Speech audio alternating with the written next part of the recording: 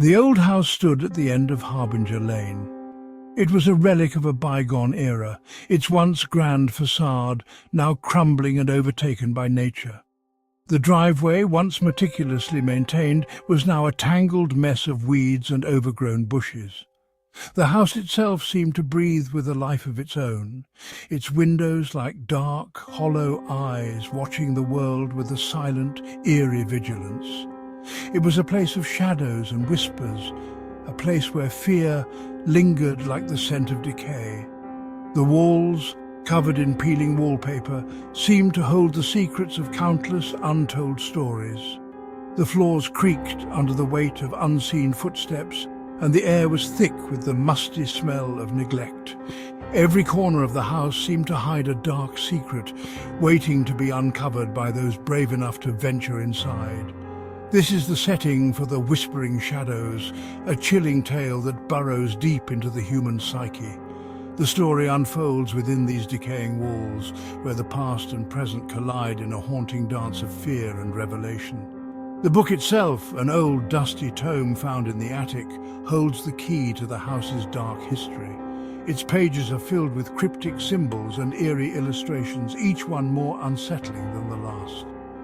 It explores the terrifying power of the unknown and the crippling grip of fear. The forest surrounding the house is a place of foreboding, its twisted trees casting long, menacing shadows. The hallway, dimly lit and filled with the echoes of the past, is a place where reality and nightmare blur. The story delves into the darkest corners of the human mind, where fear takes root and grows, feeding on the unknown and the unseen. The Whispering Shadows is a story about Sarah, a young woman haunted by a past she can't remember. Her nights are filled with restless dreams and fleeting glimpses of a life she once knew. The house on Harbinger Lane calls to her, its whispers growing louder with each passing day.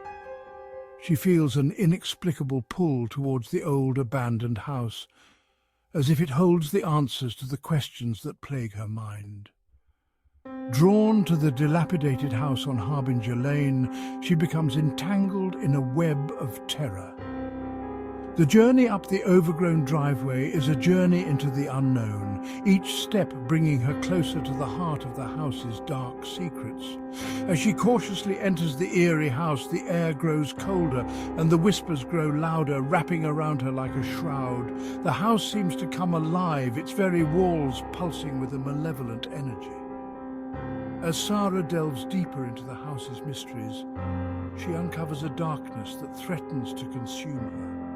The corridors, dark and creepy, twist and turn like a labyrinth, leading her deeper into the heart of the house. In the dusty attic, she finds hidden items that hint at the house's sinister past. Each discovery brings her closer to the truth, but also closer to the darkness that lurks within. The house on Harbinger Lane is not just a place, it is a living, breathing entity, and it has been waiting for Sarah. As she uncovers its secrets, she must confront her own fears and the shadows of her past, or risk being consumed by the darkness forever. The abandoned house on Harbinger Lane is more than just a setting. It is a character in itself, a brooding presence that exudes an aura of menace. Its crumbling walls whisper tales of forgotten tragedies. Its darkened hallways seem to watch, to breathe. Every creaking floorboard and flickering shadow adds to the palpable sense of dread. The house becomes a reflection of Sarah's own crumbling sanity. It is a prison of her own making, a labyrinth with no escape. I'm a woman on the edge. Every day feels like a battle against my own mind, a relentless struggle to keep my sanity intact. The whispers in my head grow louder, more insistent, and I can't escape them. They follow me everywhere, a constant reminder of my fragile state. Haunted by fragmented memories and plagued by anxiety, I'm drawn to the house on Harbinger Lane with a mixture of dread and morbid curiosity. It's as if the house calls to me, beckoning me to uncover its secrets. Each step I take towards it feels like a step deeper into my own fears. The house stands there, ominous and foreboding, a silent witness to my torment. I'm desperately searching for answers, even as I fear what I might find. The darkness inside the house mirrors the darkness within me. Every creak of the floorboards, every flicker of the flashlight sends shivers down my spine.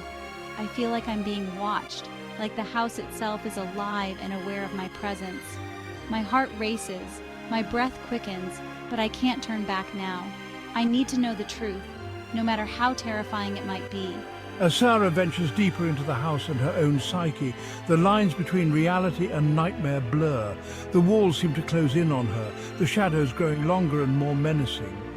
She hears whispers, faint and indistinct, echoing through the empty halls. Are they real or just figments of her imagination? She can't tell anymore. The house is a labyrinth of her own fears, each room a new challenge to her sanity. She becomes increasingly unraveled, her grasp on sanity slipping with each passing moment. The memories she had tried so hard to suppress come flooding back, overwhelming her. She sees faces, hears voices, all from a past she can't fully remember. The house seems to feed on her confusion, amplifying her distress. She clutches her head, trying to block out the noise, but it's no use. The house has her now, and it won't let go. The house becomes her tormentor, preying on her deepest fears and insecurities. It knows her weaknesses, her vulnerabilities, and it exploits them mercilessly. Every corner she turns, every door she opens, reveals another aspect of her inner turmoil. The house is a reflection of her mind, twisted and broken. She realizes that to escape she must confront her demons, face the darkness within her. But can she find the strength to do so, or will the house consume her completely? Whispers in the dark, the language of fear. The whispers begin subtly. Soft murmurs at the edge of hearing, just beyond the realm of comprehension. They slither through the empty halls, carrying fragments of fear and despair. Are they figments of Sarah's imagination or something more sinister? As the story unfolds, the whispers grow louder, more insistent. They taunt Sarah with cryptic messages, feeding her paranoia and pushing her closer to the brink. Shadows, harbingers of dread. They are the silent whispers in the dark, the unseen entities that creep into the corners of our minds. They are the embodiment of our deepest fears, the things that go bump in the night. In the stillness of the house they come alive, feeding off the silence, growing stronger with each passing moment. They are the silent watchers, the unseen predators that lurk just out of sight, waiting for the perfect moment to strike. In the dimly lit corridors of the house, shadows dance. They move with an eerie grace, their forms shifting and changing with the flickering light. They are the silent dancers, the unseen performers in a macabre ballet. Each step they take is a step closer to their prey, each movement a calculated gesture of menace. They are the silent stalkers, the unseen hunters that move with a purpose, their eyes always on their target. They twist and contort into menacing shapes, lurking just beyond the reach of Sarah's flashlight beam. They are the shapeshifters, the entities that can change their form at will. They are the nightmares made flesh, the fears that take on a life of their own. They are the shadows that twist and turn, their forms always changing, always adapting to the light. They are the silent predators, always just out of reach, always just beyond the light. These are not ordinary shadows, they are imbued with a life of their own. They are the living darkness, the entities that thrive in the absence of light. They are the shadows that move and breathe, the ones that seem to have a mind of their own. They are the silent watchers, the unseen entities that observe and wait. They are the shadows that seem to pulse with a life of their own, their forms always shifting, always changing. They seem to watch her, to stalk her every move. They are the silent observers, the unseen entities that follow her wherever she goes. They are the shadows that seem to have eyes, the ones that always seem to be watching. They are the silent stalkers, the unseen hunters that never let her out of their sight. They are the shadows that follow her, always just a step behind, always just out of reach.